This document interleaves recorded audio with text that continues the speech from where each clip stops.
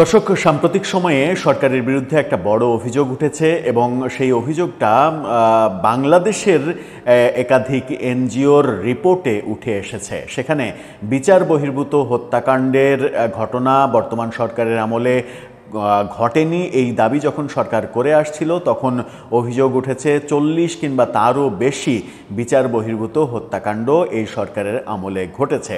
এবং সেই রিপোর্টটা এমন একটা এনজিও থেকে এসেছে যে এনজিওর মালিক সরকারেরই একজন উপদেষ্টা। সরকারের উপদেষ্টার এনজিও থেকে যখন এই ধরনের খবর আসে তখন সেটা চাঞ্চল্যের সৃষ্টি করে এবং সরকারের অবস্থান নিয়ে নতুন করে প্রশ্ন তৈরি করে। এ নিয়ে বিবিসি বাংলা অনুসন্ধান করার চেষ্টা করেছে এবং সেই অনুসন্ধানেও উঠে এসেছে বিচার বহির্ভূত হত্যাকাণ্ড, গুলি, নির্যাতন, এই ব্যাপারগুলোর ভয়াবহ চিত্র। কি বলতে চাইছে বিবিসি সেই আলোচনা করে বোঝার চেষ্টা করি যে বিগত সরকারের আমলে যে অভিযোগগুলো আমরা সবথেকে ভয়াবহ অভিযোগ হিসেবে চিন্তা করি, সেই কর্মকাণ্ডগুলো বর্তমান সরকারের আমলেও কেন ঘটছে, কেন ঘটবে। থাকবেন পলিটিক্স টিভির। বিচার বহির্ভূত হত্যাকাণ্ড, গুলি, নির্যাতন, এরকম অভিযোগ আইনশৃঙ্খলা রক্ষাকারী বাহিনীর বিরুদ্ধে উঠেছে বর্তমান সময়ে। বিশেষ করে গোপালগঞ্জে এনসিপির যে জনসভা, সেই জনসভা মানে পথসভা, জুলাই অভিযাত্রা, সেই জুলাই মাসে যেটা করেছিল তারা, সেই সময় সেনাবাহিনীর সদস্যদের যে গুলি এবং আওয়ামী লীগের গোপালগঞ্জের 5 জনের নিহত হওয়ার ঘটনা, সেই ঘটনার সব থেকে বেশি সমালোচিত হয়েছিল এবং সেনাবাহিনীও বিতর্কের মুখে পড়েছিলেন দেশীয় এবং আন্তর্জাতিকভাবে তাদের ইমেজ নষ্ট হয়েছে অনেকখানি। বিবিসি বাংলা তাদের প্রতিবেদনে সেই চিত্র, সেই গোপালগঞ্জের একটা ঘটনার ছবি দিয়েই শিরোনাম করেছে। শিরোনামটা দেখলেই বুঝতে পারবেন। বলা হচ্ছে, গুলি ও নির্যাতনে মৃত্যুর অভিযোগ, কি বলছে সরকার ও আইএসপিআর। সেখানে বলা হচ্ছে যে শেখ হাসিনার শাসনামলে গুম, বিচার বহির্ভূত হত্যাকাণ্ড নিয়ে বহু সমালোচনা হয়েছে, যে কথা বলছিলাম। অতীতের মতো অন্তর্বর্তী সরকারের সময়ও নির্যাতন, গুলিতে মৃত্যুর অভিযোগ থেমে নেই বলে উদ্বেগ প্রকাশ করেছে মানবাধিকার কর্মীরা। বাংলাদেশে গণঅভ্যুত্থানের পরে প্রাণঘাতী গুলি ও হেফাজতে নির্যাতনে বিচার বহির্ভূত হত্যার বেশ কিছু অভিযোগ সুষ্ঠু তদন্ত হচ্ছে কিনা, সেই ব্যাপারেও প্রশ্ন তুলেছেন অনেকেই।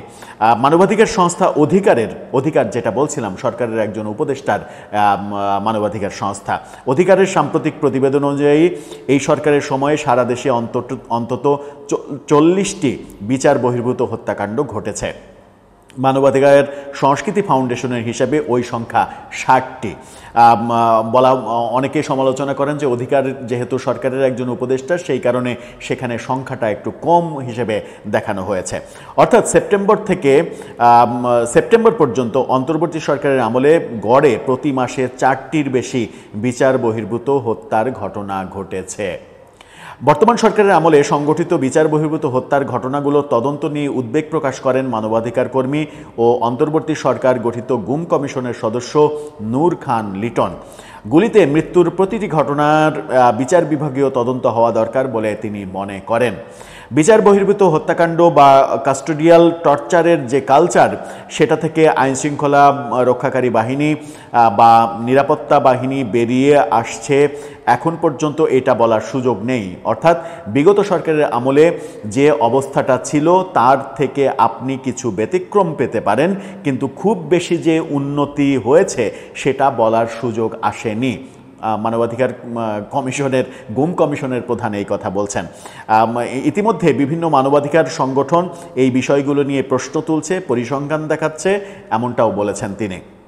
গুলিতে মৃত্যুর ঘটনায় আলাদা বিশেষজ্ঞ কমিটির মাধ্যমে তদন্ত করা প্রয়োজন বলে মনে করেন গোপালগঞ্জ সহিংসতার ঘটনায় সরকারি তদন্ত কমিশনের সদস্য সাজ্জাদ সিদ্দিকী। 5 আগস্টের পরিণতির পরে আবারও যদি কেউ লেথাল উইপেন ব্যবহার করে, কারো গুলিতে মারা যায়, তাহলে মানুষের হতাশার জায়গাটা মানে মানুষের আসার জায়গাটা থাকে না। গোপালগঞ্জ খাগড়াছড়ির মতো ঘটনায় গুলিতে মৃত্যুতে সেনাবাহিনীর বিরুদ্ধে অতিরিক্ত বল প্রয়োগের অভিযোগ এবং প্রাণঘাতী অস্ত্র ব্যবহারের সমালোচনা করেন মানবাধিকার কর্মীরা। এ ব্যাপারে আইএসপিআর বিবিসিকে বলেছে, প্রাণঘাতী গুলি সেনাবাহিনী শুধু অনুমোদিত রুলস অফ এনগেজমেন্ট অনুযায়ী ব্যবহার করে। এছাড়া যে কোনো অভিযোগ আসলে সেনা আইন অনুযায়ী তদন্ত হয়। বর্তমানে তদন্তে স্বচ্ছতা, জবাবদিহি ও মানবাধিকার সংক্রান্ত বিষয়ে সেনাবাহিনী অধিকতর গুরুত্ব দিচ্ছে। এবং সেনাবাহিনী আইএসপিআর থেকে যখন এই কথা বলা হচ্ছে, তখন প্রাণঘাতী গুলি এবং তদন্ত নিয়ে উদ্বেগ প্রকাশ করছেন অনেকে, যে এই যে গোপালগঞ্জের ঘটনা, পাহাড়ের ঘটনা, এই ঘটনাগুলো একটা উদ্বেগের জন্ম দিচ্ছে এবং এই উদ্বেগের পরিপ্রেক্ষিতে তদন্ত কাজ ঠিকঠাকভাবে আগাচ্ছে না। তদন্ত নিয়ে কোনো ধরনের অগ্রগতি নেই, এক ধরনের স্থবিরতা আছে, এই কথাও বলছে বিবিসির এই প্রতিবেদন। সরকার কি বলছে এই ব্যাপারে বিবিসির ভাষ্য খুবই কি বলবো, হতাশাজনক।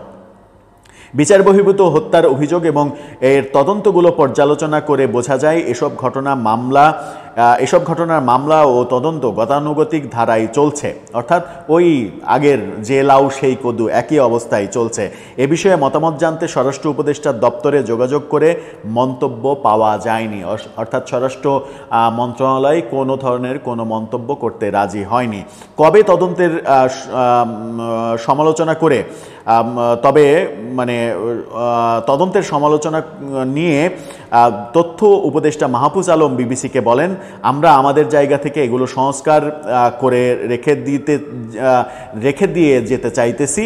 আমরা তো 1 বছরের মধ্যে এটা স্বাধীন করতে পারি নাই, কিন্তু আমরা প্রক্রিয়াগুলো শুরু করছি। যেমন পুলিশের কেউ যদি এমন কিছু করে থাকে যেটা আইন এবং মানবাধিকার বহির্ভূত, তাহলে সেটার তদন্ত হবে। এই প্রভিশন আমরা গত 1 বছরের সামনে নিয়ে এসেছি। এরকম অনেক কথা বলার চেষ্টা করেছেন। বিবিসির প্রশ্নের জবাবে আইএসপিআর কি বলেছে, অর্থাৎ প্রতিরক্ষা বাহিনীর থেকে কি বলা হয়েছে, সেখানে বলা হয়েছে, অন্তর্বর্তী সরকারের সময়ে গুলি ও নির্যাতনের অভিযোগের তদন্ত নিয়ে 4টি প্রশ্ন করা হয়েছিল বিবিসি বাংলা আইএসপিআরকে, যেগুলোর উত্তর দিয়েছে আইএসপিআর। অভিযানে গুলি ও নির্যাতনের অভিযোগে সশস্ত্র বাহিনীর পক্ষ থেকে তদন্ত পরিচালনার ক্ষেত্রে অন্তর্বর্তী সরকারের সময়ে কোনো পরিবর্তন হয়েছে কিনা, যদি হয় সেটা কেমন, জানতে চেয়েছিল বিবিসি। আইএসপিআর জানিয়েছে, অপ্রত্যাশিত গুলি বা নির্যাতন সংক্রান্ত কোনো অভিযোগ উত্থাপিত হওয়ার সাথে সাথে সেনাবাহিনীর পক্ষ থেকে সেনা আইন ও বিধি অনুযায়ী প্রয়োজনীয় পরিসরে উপযুক্ত তদন্ত কমিটি গঠন করা হয়। সঠিকভাবে বলা যায়, তদন্ত পদ্ধতিতে স্বচ্ছতা, গতি, জবাবদিহিতা ও মানবাধিকার সংক্রান্ত বিষয়ে অধিক গুরুত্ব আরোপ করা হচ্ছে। তবে সেনাবাহিনীর দীর্ঘদিনের অভ্যন্তরীণ শৃঙ্খলাবদ্ধ ও প্রাতিষ্ঠানিক তদন্ত কাঠামো আগের মতোই বহাল রয়েছে, এমনটা বলেছে। প্রাণঘাতী গুলি চালানোর ক্ষেত্রে সশস্ত্র বাহিনীর নির্দেশিকা কেমন, সেই ব্যাপারে আইএসপিআর বলেছে, বাংলাদেশ সেনাবাহিনী প্রাণঘাতী অস্ত্র শুধু অনুমোদিত রুলস অফ এনগেজমেন্ট অনুযায়ী ব্যবহার করে থাকে, যেখানে সংবিধান ও প্রযোজ্য আইন অনুসরণ করে পরিস্থিতি অনুযায়ী প্রয়োজনীয় সকল বিধি কঠোরভাবে মেনে চলা হয়। এই কথা যখন আইএসপিআর থেকে বলা হচ্ছে, তখন প্রশ্ন উঠছে যে গোপালগঞ্জে যে গুলি চালানো হয়েছিল, গোপালগঞ্জে নিরীহ মানুষের উপরে এবং অন পজিশন গুলি চালানো হয়েছিল, অর্থাৎ পজিশন নিয়ে প্ল্যান করে যে গুলি চালানোর ভিডিও সামাজিক যোগাযোগ মাধ্যমে ভাইরাল হয়েছিল, যেটাকে কোনোভাবেই পরিস্থিতি মোকাবেলার জন্য গুলি চালানো মনে হয়নি। পজিশন নিয়ে যখন সেনাবাহিনী গুলি চালায়, সেটা কোন ব্যাখ্যার মধ্যে পড়বে, এই আলোচনাগুলো অনেক দিন থেকেই চলছে, যেটা বিবিসি আবার নতুন করে উস্কে দিল। বিবিসির উস্কে দেওয়ার এই ব্যাপারটা সর্বপ্রথম উস্কে দিয়েছে অধিকার, মানবাধিকার সংস্থা অধিকার, যে অধিকারের প্রধান সরকারের একজন উপদেষ্টা, নাম আলোচনা করতে চায় না, সরকারের একজন উপদেষ্টা এই অধিকারের প্রধান। সরকারের উপদেষ্টার এনজিও যখন এই ধরনের প্রতিবেদন দেয় যে বিচার বহির্ভূত হত্যাকাণ্ডের সংখ্যা 40 জন, যদিও আরেকটি সংস্থা বলছে 60 জন, এবং অভিযোগ রয়েছে যে অধিকার যেহেতু সরকারের উপদেষ্টার প্রতিষ্ঠান, তাই সংখ্যাটা একটু কম করে তারা দেখিয়েছে। এরকম নানা অভিযোগের ভেতরে সরকারের স্বরাষ্ট্র মন্ত্রক যখন কোনো ধরনের কোনো উত্তর দিতে কিংবা মন্তব্য করতে